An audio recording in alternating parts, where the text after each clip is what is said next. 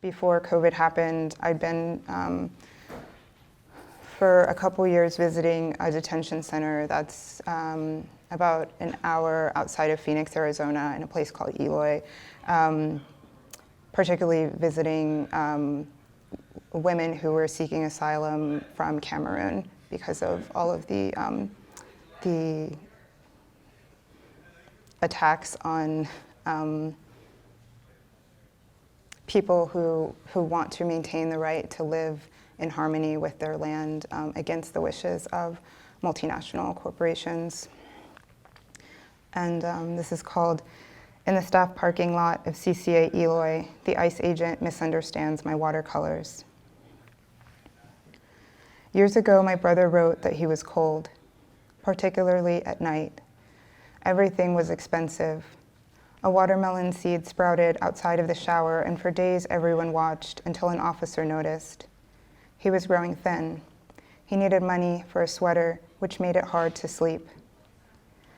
In the Mojave afterlife, the afterlife that is this same desert, there are everywhere watermelons. When you pick one, another grows. This abundance is also the ecology of nigga heaven, not magic, but the logical, if accelerated, outcome of systems for care.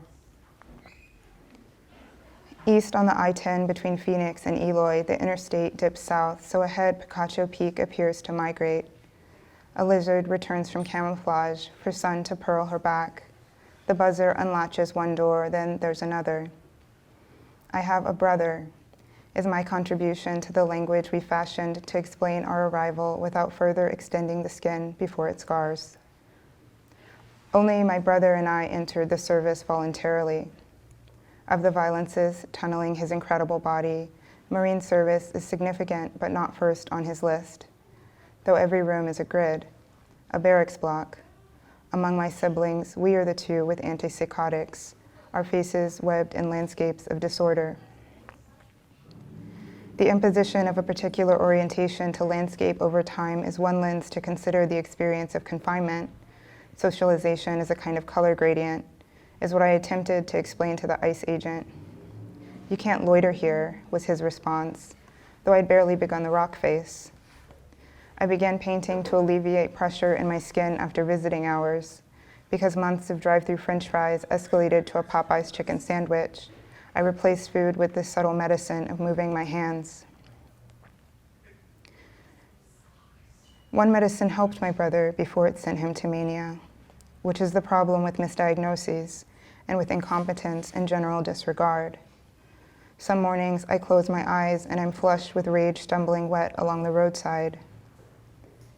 He flew into the air when the truck hit him. I told myself, "Tuck and roll, nigga, tuck and roll," so he walked away with no injuries.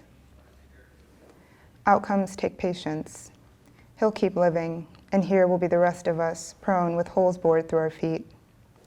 I just want love. I just want to feel loved, he says, flushed with desire for not me, but his white father. The bartender, the social worker, his supervisor, his girlfriend, tell him it's time to go home. Then he won't stop cursing, so I hang up the phone. Though the shelter offered to those who demonstrate signs of severe mental illness shares a name with that which is provided to those who can demonstrate relevant and imminent threat, it depends on the country. I haven't done enough, and at times what I've offered has been with fear and with knowing that it won't matter. Unlike him, I don't believe that eventually everything will be just fine. Knowing this, I still decline my brother's call. I wish for him the dark that covers free-living animals as they sleep. "Welcome to this country," he says, my brother.